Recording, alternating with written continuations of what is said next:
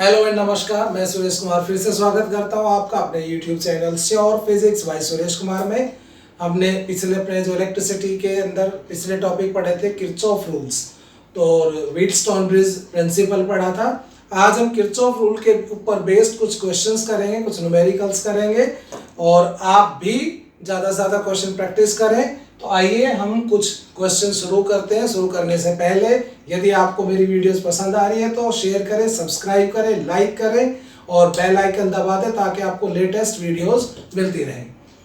ये एक क्वेश्चन है, जैसे हमारे पास एक डायग्राम दिया हुआ है, आप देख सकते हैं। इसमें this diagram consist of 4 cells E, F, G, H and these are the internal resistors. This one of this one is internal resistance of this one is the internal resistance of this and ये इसका internal resistance है, ठीक है। और ये internal resistance जो है ये 3 ohm है, 3 ohm and the battery cell is of 3 volt, okay. तो ये हमारे पास डायग्राम है। हमसे 2 बातें पूछी गई है। Potential difference between the point B and D, BD potential difference इस रजिस्टर के अक्रॉस निकालना है, and potential difference across the terminals of each of cell G and H। जो G सेल है इसके टर्मिनल के अक्रॉस पोटेंशियल डिफरेंस और इस सेल के जो टर्मिनल से उसके बीच का पोटेंशियल डिफरेंस हमें निकालना है। तो सबसे पहले हम क्या करेंगे, देखिए ये ना तो कोई सीरीज ना कोई पैरेलल कॉम्बिनेशन है, कॉम्प्लिकेटेड सर्किट है, किरचॉफ रूल से ही होगा। तो सबसे पहले हम करंट का डिस्ट्रीब्यूशन करेंगे यूजिंग किरचॉफ्स फर्स्ट रूल। तो अब ये देखिए कि यहाँ ये 2 सेल हैं, एक्चुअली ये 2 सेल सीरीज में जुड़े हुए हैं, ओके। तो हमें करंट ड्रॉ करना है, तो पॉजिटिव टर्मिनल से करंट निकलता है और नेगेटिव में जाता है। तो पॉजिटिव टर्मिनल में आप ये देखिए कि इधर से भी करंट इधर आएगा और ये बैटरी का कोडिंग उधर जाएगा, लेकिन इनमें से ईएमएफ इसका ज्यादा है 2 वोल्ट, इसका कम है, तो नेट करंट इधर ही आएगा, ऐसे इधर आएगा इस तरह से। मान लीजिए ये करंट कितना है I1 करंट इधर से आ रही हो, ठीक है। ये पॉजिटिव से निकला, ये पॉजिटिव से ऊपर जाएगा, लेकिन इसका ईएमएफ ज्यादा है तो नेट करंट इधर आएगा, सपोज कितना I1। तो इस आर्म में करंट कितना आ रहा है I1 में से अब ये I1 करंट आ रहा है इसमें, ठीक है। ये I1 करंट आ रहा है इसमें। तो इस I1 करंट में से मान लीजिए I2 करंट इधर गया, I2 करंट इधर जा रहा है, डिस्ट्रीब्यूशन होगा ना यहाँ पे जंक्शन रूल से I2 इधर जाता है, तो इसमें कितना जाएगा I1 माइनस I2 इस आर्म में जाएगा, I1 माइनस R2 इसमें जाएगा। और यहाँ I2, इसमें भी I2, इसमें भी I2 और ये I2 करंट इधर से। अब आप देखेंगे I1 माइनस I2 और I2, ये और ये करंट यहाँ ऐड हो गए, कितना बना देंगे I1 इसमें वापस चला जाएगा। देखिए किसी भी सेल के पॉजिटिव टर्मिनल से जितना करंट निकलेगा after distribution number of resistors में डिस्ट्रीब्यूशन के बाद वापस नेगेटिव टर्मिनल में उतना ही करंट जाएगा। यहां से I1 करंट निकला है, आप देख सकते हैं, और वो I1 करंट यहाँ के डिस्ट्रीब्यूट हो गया, जिसमें से I2 इधर जा रहा है, बाकी कितना बच गया I1 माइनस I2 इधर। अब ये I2 और ये I1 माइनस I2 मिलकर वापस इसको I1 करंट दे रहे हैं, ठीक है। तो अब हमने सबसे पहले क्या करना है, किरचॉफ सेकंड रूल अप्लाई करना है अलग अलग लूप्स के अंदर। तो हम सबसे पहले loop A B D A ये लूप ले लेंगे। तो चलते हैं इधर से A B, तो हम A से B की तरफ चले तो सेल आ गया, सेल का ईएमएफ कितना है 2, क्योंकि पॉजिटिव A से B की तरफ चले तो पॉजिटिव आ रहा है ना पहले, तो 2। और इधर देखिए माइनस रेजिस्टेंस में करंट के अपोजिट जा रहे हैं, तो माइनस 2I1 करंट है, 2 ओम का रेजिस्टेंस है, B आ गए। अब इधर भी आएंगे तो ये भी नेगेटिव आएगा, कितना I1 minus I2 into 2 current into ये रेजिस्टेंस, और डी ए अब इधर जाएंगे तो ये रेजिस्टेंस है, इसमें कितना वोल्टेज है, I1 इंटू 1 माइनस ही लेंगे क्योंकि अपोजिट जा रहे हैं, और फिर ये सेल इसका वोल्टेज -1 वोल्ट लेंगे क्योंकि नेगेटिव से पॉजिटिव जा रहे हैं, -1, और फिर वापस ए पे इज इक्वल टू 0, ये 1 वोल्ट है। तो ये ए बी डी ए में आ गया, इसकी इक्वेशन हम सॉल्व कर लेंगे तो कितनी हो जाएगी, -2I1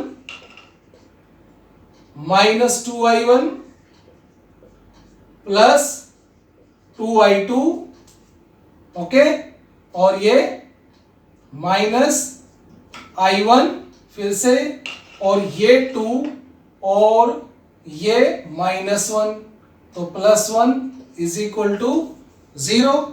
तो कितना हो गया ये, -3I1 नॉट 3, 2 + 2 4, और ये 5I1 plus 2I2 is equal to -। तो यहां से हमने जैसे ये इक्वेशन में माइनस कॉमन ले लिया, माइनस से मल्टीप्लाई कर दिया तो ये प्लस हो गया, ये माइनस, और ये इक्वेशन नंबर 1। अब हम करेंगे लूप नंबर 2, हम ले लेते हैं D C B D, D C B D, D C, तो सबसे पहले -3, डी से सी की तरफ जाएंगे तो ये सेल आ गया, इसका EMF 3, तो -3 प्लस करंट की डायरेक्शन में जा रहे हैं तो प्लस 3I2, ठीक है, फिर इधर जा रहे हैं 1, ये रजिस्टर है ना 1 ओम का, और ये I2 अगेन I2, फिर ये बैटरी आ गई जिसका वोल्टेज है प्लस लेंगे, पॉजिटिव से नेगेटिव जा रहे हैं, और उसके बाद फिर ये इधर आएंगे -I1 -I2 into 2 is equal to 0। देखिए डी सी बी डी, जिस तरह से हमने लूप लिया है उसी ऑर्डर में चल रहे हैं, डी सी, तो डी से सी की तरफ जाएंगे तो पहले सेल आ गया, नेगेटिव EMF लेंगे -3, फिर ये रजिस्टर आ गया I2 इंटू 3 प्लस लिया है, फिर ये रजिस्टर आ गया 1 इंटू I2, फिर ये सेल आ गया 1, और इसमें हम अपोजिट जा रहे हैं करंट के तो -2 इंटू करंट ये हो गया। इसे सॉल्व करेंगे तो 3I2 I2 कितना हो गया 4, और 2I2 ये माइनस है माइनस प्लस, तो 3 + 1 4 + 2 6I2, और I1 हमारा 1 -I1 ही रहेगा, ये 2I1 है 2I1, और ये -3 और ये +1 -2, तो उधर जाके ये 2 हो जाएगा, यानी कि 2 से हम इसको डिवाइड कर देते हैं, -2 से डिवाइड कर देते हैं तो ये I1 plus -3I2 is equal to -1, ये आ गई इक्वेशन नंबर 2। अब 1 और 2 ये जो दो इक्वेशंस हैं इनको हम सॉल्व करके I1 I2 की वैल्यू लेंगे, इसको 5 से मल्टीप्लाई कर देते हैं, इसको 5 से कर दें तो 5I1, इसको हमने क्या किया 5 से मल्टीप्लाई, तो 5I1 minus 15I2 is equal to -5, और ये फर्स्ट इक्वेशन को भी ले आते हैं 5I1 minus 2I2 is equal to 1, subtract कर देते हैं, सब्ट्रैक्ट करेंगे तो -13I2 इज इक्वल टू -6, तो यहां से I2 कितना आ गया 6/13, 6/13 आ गया। अब I1 भी निकाल लो, 5I1 minus 2I2 6/13 is equal to 1, so 5I1 is equal to 12/13, sorry 12/13 plus 1, ये उधर जाएगा ना, और ये हो जाएगा 25/13, सो I1 इज इक्वल टू 5/13। तो ये I1 और I2 की वैल्यूज आ गई। ओके, I1 I2 की वैल्यूज आ गई, समझ में आ गया। अब हम क्या करेंगे, तो हमें सबसे पहले निकालना था पोटेंशियल डिफरेंस I1 और I2 की वैल्यूज हमारे पास हैं।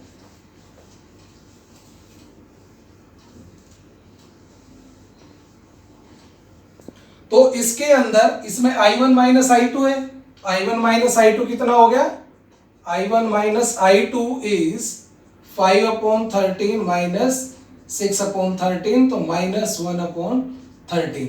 नेगेटिव साइन आ रहे हैं ना, तो हो सकता है कि करंट ऐसे आए, बस ये फर्क है और कुछ नहीं है। मैग्नीट्यूड 1/13 रहेगा। तो पोटेंशियल डिफरेंस हमें किसका निकालना था, बी एंड डी के, बी डी के। तो ये potential difference between B D is equal to current I1 minus I2 into resistance, current into resistance. तो करंट कितना है हमारा 1/13 और रेजिस्टेंस कितना है 2 ओम, तो कितना हो गया 2/13 वोल्ट, ये इसमें आ गया। ठीक है, उसके बाद उसने पूछा G और H, तो G के अक्रॉस जो टर्मिनल वोल्टेज है, देखिए आप लोगों को पता होगा टर्मिनल वोल्टेज क्या होती है, EMF माइनस इंटरनल रेजिस्टेंस में जो ड्रॉप होता है, यही तो था terminal voltage, EMF minus internal resistance में जो ड्रॉप है। अब यहां पर EMF कितना है 3, I की जगह I2 कितना है, I की जगह क्या है I2, भाई ये है ना इसमें, तो वो कितना है 6/13 और R कितना है 3, तो कितना हो गया ये 3 माइनस 18/13 यानी के 39 माइनस 18/13 और ये हो गया 21/13। इसमें तो ये आ गया। अब H में देखो आप, H में जो वोल्टेज होगी क्या वो ये होगी या ये होगी, ये फॉर्मूला लगेगा। अब आप ये बताइए, देखिए क्या H का केस G के केस से कुछ अलग दिख रहा है आपको। G में तो हमने वही फॉर्मूला लगाया जो आपको बताया गया था कि V is equal to E minus IR होता है, लेकिन H में ये वाला फॉर्मूला लगेगा। आप पूछोगे जी ये क्यों नहीं लगेगा। अब यहां देखो, यहां तो एज यूजुअल पॉजिटिव से करंट निकल रहा है और नेगेटिव में जा रहे हैं, तो इसका मतलब बैटरी से हम करंट ड्रॉ कर रहे हैं, बैटरी से करंट हम ड्रॉ कर रहे हैं, बैटरी डिस्चार्ज हो रही है। लेकिन यहां पर पॉजिटिव में करंट जा रहा है, नेगेटिव से निकल रहा है, इसका मतलब है कि ये सेल चार्ज हो रहा है। ठीक है, जब सेल में पॉजिटिव में करंट जा रहा हो, पॉजिटिव में करंट जाने का मतलब करंट ऐसे, तो इलेक्ट्रॉन ऐसे आ रहे हैं, इलेक्ट्रॉन पॉजिटिव प्लेट से नेगेटिव प्लेट पे ले जाए जा रहे हैं, तो जब सेल के पॉजिटिव से नेगेटिव पे इलेक्ट्रॉन ले जाए तो वो होता है चार्जिंग। और जब कोई सेल चार्ज हो रहा हो तो terminal voltage E plus IR होगा, ये ध्यान रखें। और जब डिस्चार्ज हो रहा हो ना, उससे हम करंट ले रहे हैं, तब ये E माइनस IR है। लेकिन जब चार्जिंग हो रही हो, सेल चार्ज हो रहा है, मतलब सेल के पॉजिटिव टर्मिनल में करंट जा रहा है और नेगेटिव से बाहर आ रहा है। और वैसे जनरली हमने पता है कि पॉजिटिव से निकलेगा नेगेटिव में जाएगा, लेकिन यदि नेगेटिव से निकल के पॉजिटिव में जा रहा है, इट मींस सेल चार्ज हो रहा है और उस सिचुएशन में terminal voltage E plus IR। तो E कितना है बेटा इसका 1 प्लस I कितना है I2 कितना है हमारा 6/13 और R कितना है 1, तो V is equal to 1 plus 6/13, so it becomes 19/13 volt. ठीक है, तो इस तरह से आप ये सॉल्व कर लेंगे। अभी एक क्वेश्चन और करते हैं। एक और क्वेश्चन है बेटा, ये एक डायग्राम दे रखा है सिंपल, हालांकि इसमें सीधा ओम्स लॉ अप्लाई नहीं करेंगे, किरचॉफ रूल से ही होगा। ये एक रजिस्टर 10 ओम 5 ओम 5 ओम 5 ओम 10 ओम, ये पॉइंट A और ये point B। We have to find out the equivalent resistance of this network between point A and B। A और B के बीच में नेटवर्क का इक्विवेलेंट रेजिस्टेंस निकालना है। ठीक है, तो हम एक काम करते हैं, हम इमेज जिन दो पॉइंट के बीच में उसने पूछा है ना, उन दो पॉइंट के बीच में एक बैटरी कंसीडर कर लेते हैं जिसका ईएमएफ V वोल्ट है, ठीक है। जिन दो पॉइंट्स के बीच में पूछा है, उन दो पॉइंट्स के बीच में हमने बैटरी को कनेक्ट कर दिया। मान लीजिए बैटरी के टर्मिनल से I करंट निकलता है, यहाँ पे ये I करंट एंटर करेगा A से, तो A से I करंट एंटर करेगा, तो आप हमेशा ध्यान रखें कि दूसरे एंड से उतना ही करंट बाहर भी आना चाहिए, सेम करंट, ठीक है। जिस एंड से करंट एंटर करता है जितना, उतना ही जिस एंड से करंट बाहर आ रहा है उतना ही होगा, वो सेम होगा, ठीक है। पहली बात। तो दूसरी बात, अब यहाँ पे देखिए, मान लो I करंट है, I में से हम I1 करंट इधर मान लें 5 ओम में, इधर I1 गया, तो इसमें कितना जाएगा, I माइनस I1। I में से I1 इधर, I1 तो इधर आ गया इसमें, और I माइनस I1 इधर आ रहा है, ठीक है। अब जैसे यहाँ पे डिस्ट्रीब्यूशन हुआ है ना, जैसा यहाँ पे डिस्ट्रीब्यूशन हुआ है, इस A पॉइंट से दो बार ऐसे डिवाइड हो गया, तो B पॉइंट पे भी ऐसे ही आएगा करंट, सेम ऐसे ही। जैसे यहाँ पे दो पार्ट में डिवाइड हो गया, तो सेम वैसे ही दो पॉइंट का आके ऐड होएगा। तो जैसे यहाँ I माइनस I1 है 10 ओम में, तो ये सिमेट्रिकल डायग्राम है। सिमेट्रिकल मतलब जैसे यहाँ पे दो रजिस्टर 10 और 5 के हैं, तो यहाँ भी 10 और 5 के हैं। तो जैसे यहाँ पे 10 में गया I माइनस I1, तो यहाँ भी इसमें से कितना जाएगा, I माइनस I1, और जैसे यहाँ पे I1 गया है, तो इसमें कितना जाएगा, I1, ठीक है। अब इसमें कितना जाएगा, फिर इसमें बताओ कितना जाएगा, 5 ओम के अंदर इसमें जाएगा कितना, ये कितना आ रहा था, I माइनस I1 आ रहा था ना, तो I minus I1 minus I1 मतलब I माइनस 2I1। भाई इस I माइनस I1 में से I1 इधर गया है ना, तो I minus I1 minus I1, तो I माइनस 2I1, ठीक है। ये हो गया। अब हम इनको ना नाम दे देते हैं कुछ, जैसे ये पॉइंट तो हमारा ये A है ही, ये B, ये C। अब हम क्या करेंगे, जैसे करंट का डिस्ट्रीब्यूशन हो गया, हमने ये नाम रख दिया ABCDEF। अब हम क्या करेंगे, लूप लेते हैं, एक लूप लेते हैं हम, कोई भी ले लो, आपकी मर्जी है। जैसे ये ले लेते हैं A E B A, loop ले लिया हमने A E B V A। V क्यों लिखा मैंने, ताकि याद रहे कि हम इसके थ्रू जा रहे हैं, A E B A। चलो भाई A E, तो 5 इंटू I1 करंट की डायरेक्शन में, 5 इंटू I1, फिर E से B यहाँ आए, 10 इंटू I माइनस I1, और फिर ये देखो माइनस आ गया रे, माइनस से प्लस जा रहे हैं, minus V is equal to 0। तो ये कितना हो गया बेटा, 10 I1 minus 5 I1, sorry 10 I और ये माइनस 10 I1 और ये प्लस, तो minus 5 I1 is equal to V। This is equation number 1, ठीक है। अब एक और दूसरी ले लेते हैं, कोई भी, A C E B V A, V से ही होती हुई हमने ले लिया, कौन सी, A C E B V A। तो A से C गए, तो 10 I minus I1 plus 5 into A से C और C से E, 5 into I minus 2I1, फिर ये 10 इंटू I माइनस I1, ठीक है, और उसके बाद minus V is equal to 0। इस लूप में क्या क्या आया, ये रेजिस्टेंस इंटू ये रेजिस्टेंस इंटू ये, प्लस ये इंटू ये, और माइनस V, इस तरह से इसको सॉल्व करेंगे। 10 I1 5 I1 10 I1, तो कितना हो गया, 25 I, 10 I 5 I और ये 10 I, minus 10 I1 minus 10 I1 और माइनस 10 I1, कितना हो गया, minus 30 I1 is equal to V।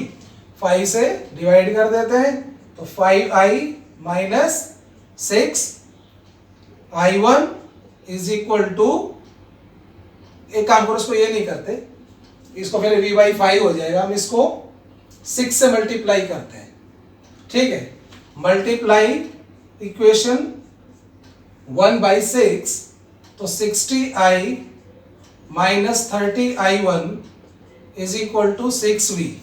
6 से मल्टीप्लाई कर दिया इक्वेशन फर्स्ट को, 60 30 और ये, और इसको सब्ट्रैक्ट कर देंगे, इसको सब्ट्रैक्ट करेंगे किसको, 25I माइनस 30I1V, इसको सब्ट्रैक्ट करेंगे तो ये कितना रह जाएगा, 60 माइनस 25 35I, ये कट गया और ये कितना रह गया 5V, so V is equal to 7I, ये V is equal to 7I आ गया। अब मान लो इस पूरे नेटवर्क का रेजिस्टेंस है R, ठीक है, इस पूरे नेटवर्क का रेजिस्टेंस है R, तो हम V की, हम ये जो बैटरी है V, इसकी जगह हम क्या लगा देंगे R, ये नेट रेजिस्टेंस कितना है R, करंट I, ठीक है। तो इसके लिए क्या इक्वेशन लिखेंगे, V is equal to IR, अब इन दोनों को इक्वेट कर दो, IR is equal to 7I, so R is equal to 7 ohm, ऐसे करना है। तो इस तरह के क्वेश्चन में हमने क्या करना है, इस तरह के क्वेश्चन में हमने करंट का डिस्ट्रीब्यूशन करना है और जो नेट करंट एंटर कर रहे हैं ना उसका और V का रिलेशन लाना है। इस तरह से लूप लेने कि नेट करंट जो एंटर कर रहे हैं और V उसका रिलेशन लाना है, जो कि ये आया, और फिर हम क्या करेंगे, वोल्टेज नेट जो है is equal to net current into net resistance, मान लो R है, उसके इक्वल रख के इनको इक्वेट करेंगे और इक्विवेलेंट रेजिस्टेंस आ जाएगा। इस तरह के क्वेश्चंस आप कर सकते हैं, ठीक है। अभी हम दोबारा करेंगे कुछ और क्वेश्चंस। एक और क्वेश्चन है बेटा, ये आप देख सकते हैं, इसमें 2 वोल्ट का सेल है, 2 ohm resistance, 6 ohm resistance, 4 ohm resistance और एक 2 माइक्रोफैराड का कैपेसिटर भी लगा हुआ है यहाँ पे इधर, ठीक है। दो चीजें आपसे पूछी गई है, current supplied by the battery in steady state, steady state में कितना करंट बैटरी प्रोवाइड करेगी वो बताना है। स्टेडी स्टेट का मतलब क्या है यहाँ पे, when capacitor get fully charge, जब करंट इस आर्म में 0 होगा, जब कैपेसिटर फुल्ली चार्ज हो जाएगा ना।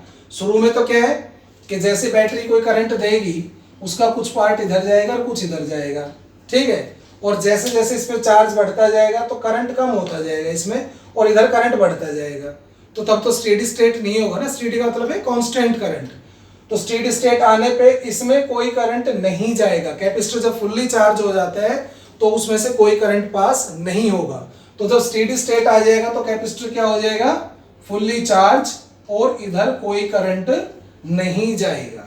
इधर कोई करंट नहीं जाएगा तो इस आर्म को तो हम कंसीडर ही नहीं करेंगे। फिर हमारे पास सर्किट कुछ इस तरह का इमेजिन हम कर सकते हैं, इस तरह का इमेजिन कर सकते हैं। फिर हम किस तरह का है ये, ठीक है, इस तरह का कर सकते हैं यू। इसको तो हटा ही देंगे, इधर करंट ही नहीं जा रहा, तो अब निकालना है करंट, कुछ नहीं है, ये दोनों सीरीज में है, तो नेट रेजिस्टेंस कितना हो जाएगा हमारे पास, 6 + 2 8 ओम, 6 + 2, ओके। और करंट कितना हो जाएगा, voltage upon resistance, voltage 2 upon resistance 8, 1/4 मतलब 0.25 एम्पियर।